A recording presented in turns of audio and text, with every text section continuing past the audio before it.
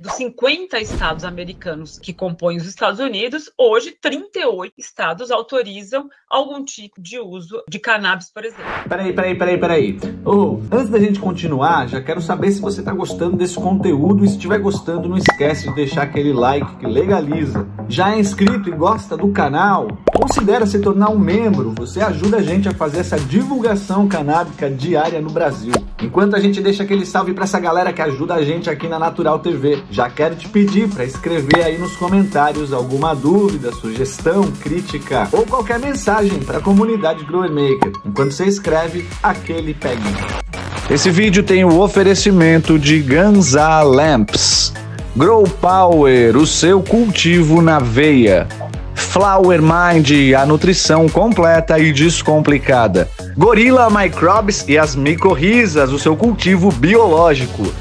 Suruma Jardinagem para o teu cultivo orgânico. Boa tarde para todo mundo.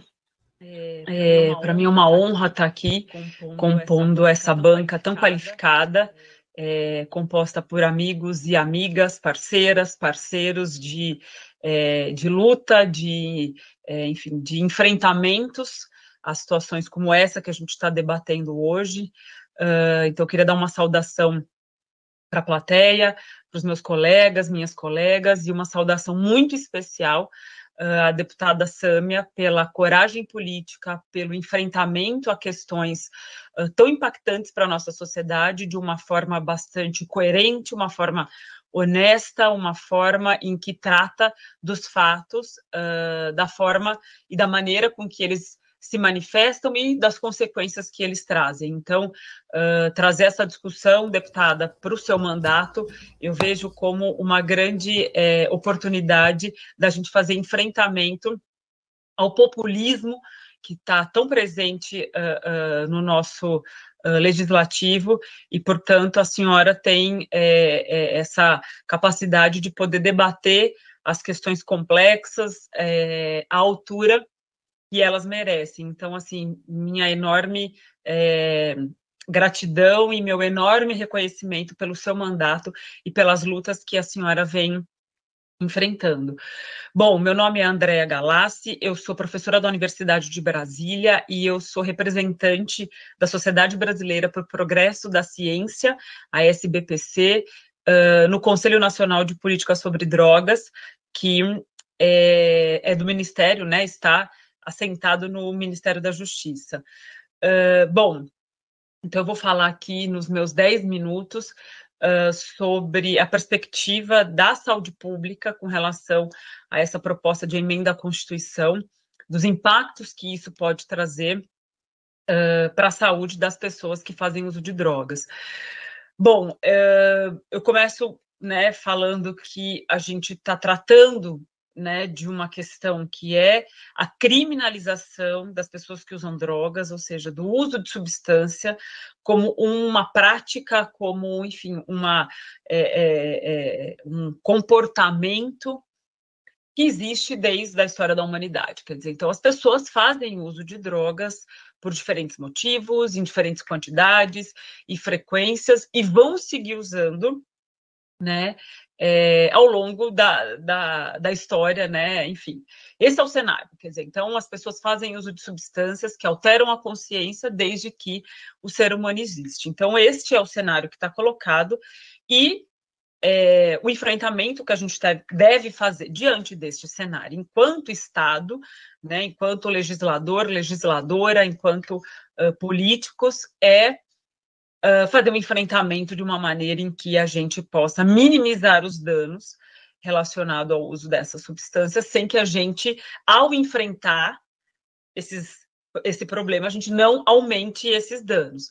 Só que o que vem ocorrendo é justamente o contrário, quer dizer, então o Estado, ele proíbe, né, de forma penal e militar, a produção, o comércio, o consumo de drogas, com justificativas que a gente hoje pode dizer que são ingênuas, tamanho é o acúmulo de evidências científicas que a gente tem, são ingênuas porque elas são descoladas da realidade. Ou seja, ao proibir criminalizar o uso de drogas, tem-se uma ideia, né? Quer dizer, imagina-se de uma forma ingênua, de uma forma que não compactua com a realidade de que as pessoas não vão usar drogas porque é proibido, né?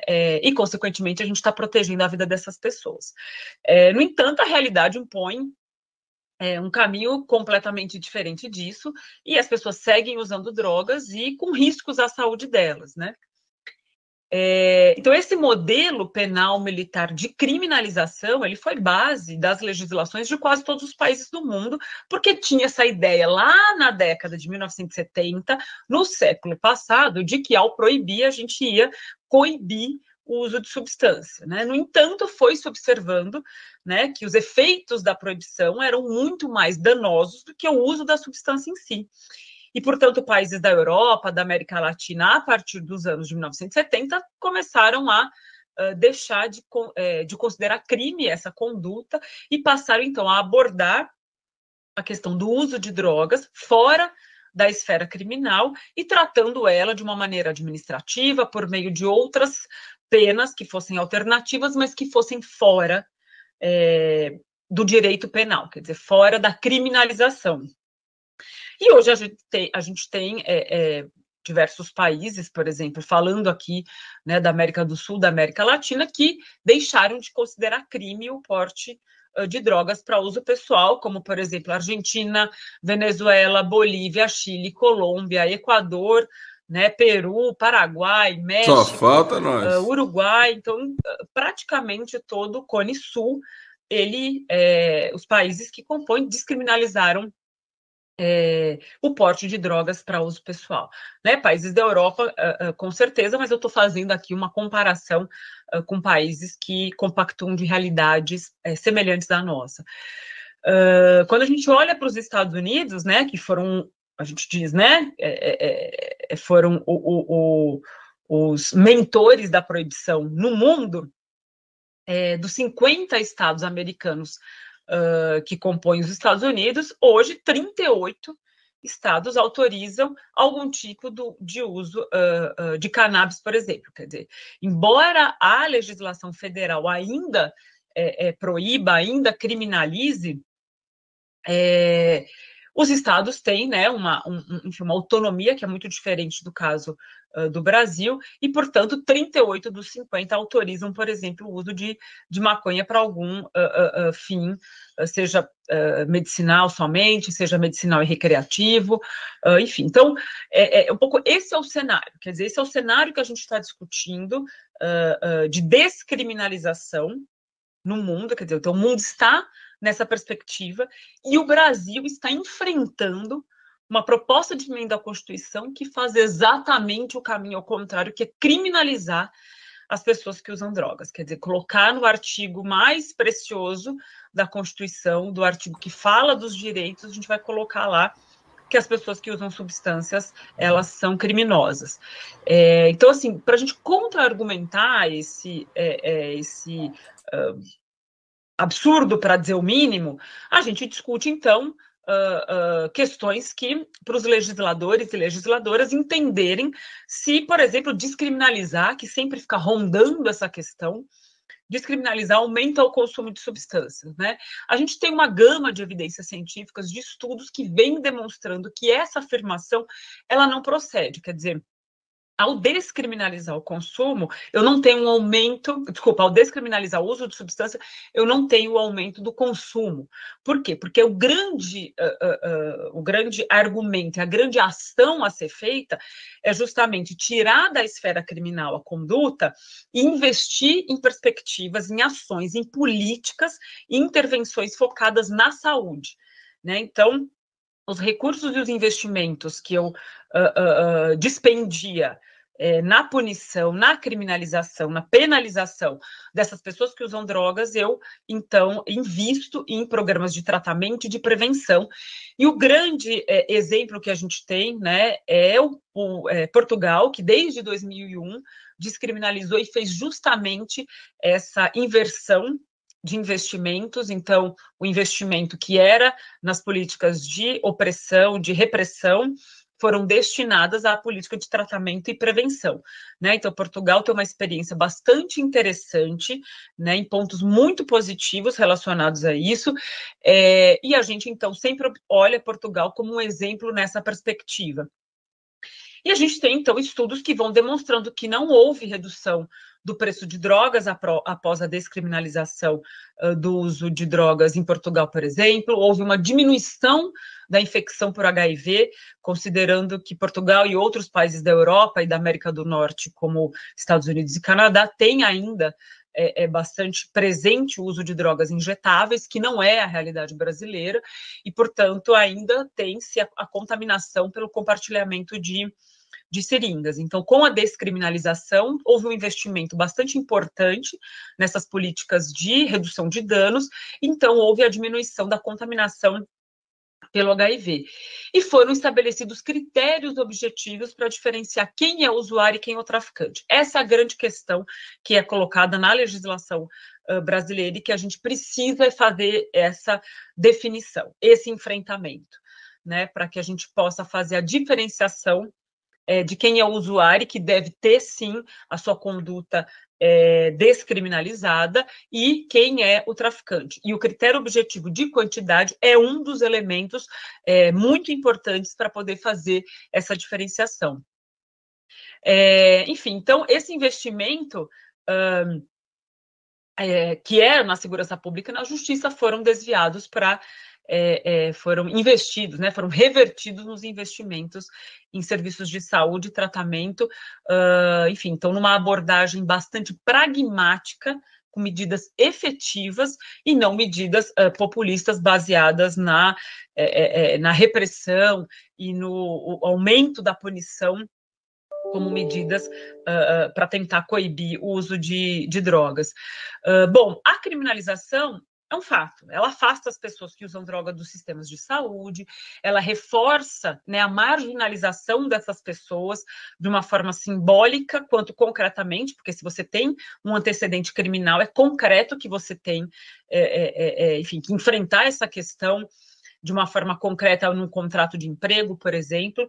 Então, a marginalização está colocada, quer dizer, quem faz uso de drogas é criminoso e, portanto, essas pessoas são rejeitadas pela sociedade e ainda tem ali a chancela, quer dizer, do Estado, reforçando que ela é uma criminosa e colocando nos seus antecedentes criminais esse carimbo, o que vai impactar sobremaneira a vida dessa pessoa para conseguir um trabalho, para conseguir, enfim, fazer a sua vida Tamo junto, acontecer. Anonymous. Eu vou finalizar com 2 parágrafos que foram colocados na nota técnica que o Conselho Nacional de Política sobre Drogas redigiu, né, sobre essa PEC 45, que traz uma síntese do que eu estou abordando e que seguramente minhas colegas e meus colegas também abordaram, né?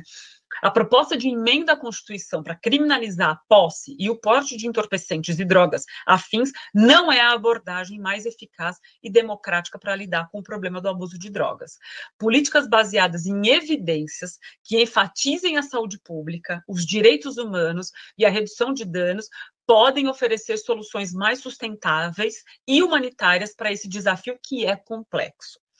Na busca por caminhos democráticos e de fortalecimento de direitos, as organizações e pessoas... Valeu, Anthony, tamo junto. Que compõem o Conselho Nacional de Política sobre Drogas, mas não só, outras organizações assinaram também essa nota, solicitam aos senadores e às senadoras a suspensão da tramitação da PEC 45. Né? Nesse caso, não foi suspensa, a PEC está